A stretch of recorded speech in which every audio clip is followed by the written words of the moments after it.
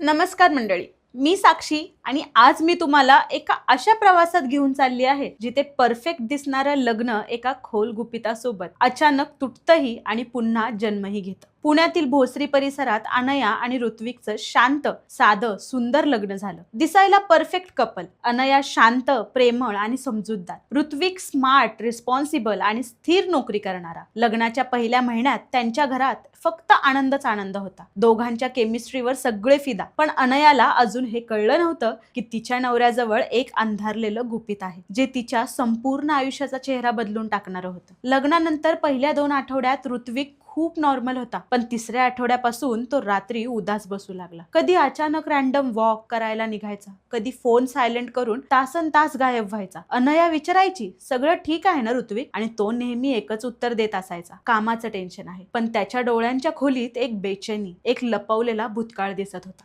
एका संध्याकाळी अनया स्वयंपाक करत होती. ऋत्विकचा फोन टेबलवर होता. अननोन नंबरवरून कॉल आला. नॉर्मल असता तर तिने इग्नोर केलं असतं, पण कॉल हिस्ट्रीमध्ये गेल्या आठवड्याभरात त्याच नंबरवरून अनेक कॉल दिसले. कुतूहलाने अनयाने फोन उचलला. तिकडून एका मुलीचा तुटणारा, थरथरणारा आवाज आला. Is Ritwik here? Tell him मी आणखीन सहन करू शकत नाही. अनया हादरली. तू कोण? तिनं विचारलं. मुलगी शांत झाली. मग म्हणाली, मी त्याचा भूतकाळ आहे. आणि कॉल कट. त्या रात्री अनयाने ऋत्विकला विचारलं, ही मुलगी कोण? ऋत्विक घाबरला. आवाज अडखळला. काही नाही, एक जुनी फ्रेंड आहे. अनया शांतपणे म्हणाली, फ्रेंड आहे की काहीतरी अधिक? पण ऋत्विक शांत राहिला. मी सगळं योग्य वेळी सांगेन अनया, एवढंच म्हणाला. पण योग्य वेळ कधीच आली नाही. एक दिवस क्लिनिंग करताना अनयाला कबर्ड मध्ये एक छोटं लॉक असलेलं ड्रॉवर दिसलं, जे ऋत्विक कधीच उघडू देत नसे. कुतूहलाने तिने लॉक तोडलं. आत फक्त 3 गोष्टी: तुटलेलं ब्रेसलेट, एक महिला हॉस्पिटल रिपोर्ट आणि एक जुना फोटो ज्यात ऋत्विक एका मुलीसोबत उभा होता. त्यांच्या चेहऱ्यावर खोल दुःख होतं. फोटोच्या मागे एक line, sorry I failed you. अनया थरथरली. हात थिजला.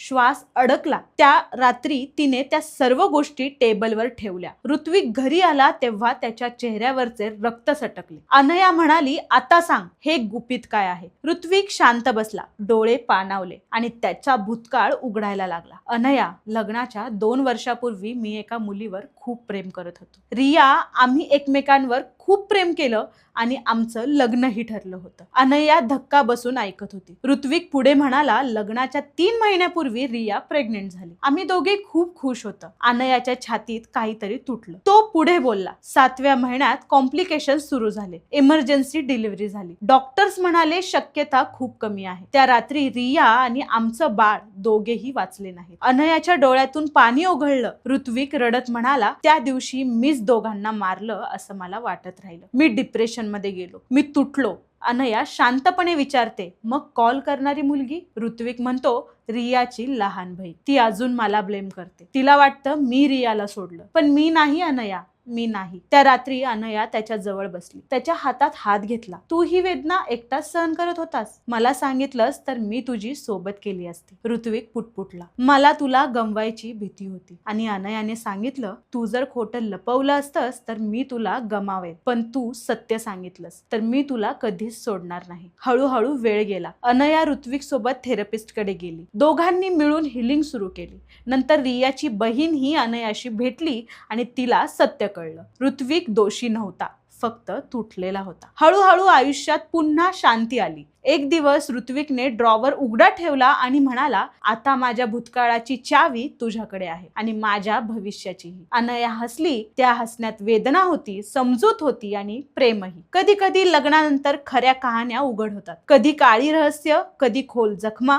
पण प्रेम म्हणजे परफेक्ट नसणं नव्हे. प्रेम म्हणजे एकमेकांच्या पाचचं ओझं उचलण्याची तयारी. अनया आणि ऋत्विकची कथा सांगते, सत्य लपवलं तर नातं तुटतं, पण सत्य स्वीकारलं तर नातं जन्मतं. नातं टिकवायचं असेल तर एकच उपाय, पार्टनरला वेळ द्या. त्याचं ऐका. त्याच्या जखमांवर मलम बना. परफेक्ट नसाल तरी चालेल, पण एकमेकांसाठी उपस्थित राहा. आणि जर तुम्हाला अशाच आणखी मनाला भिडणाऱ्या कथा ऐकायच्या असतील तर व्हिडिओ लाईक करा, शेअर करा आणि आमच्या ब्रेनबत्ती चॅनलला सबस्क्राईब करा. तुमच्या सपोर्टमुळे आम्ही आणखीन अशा कथा तुमच्यापर्यंत घेऊन येऊ.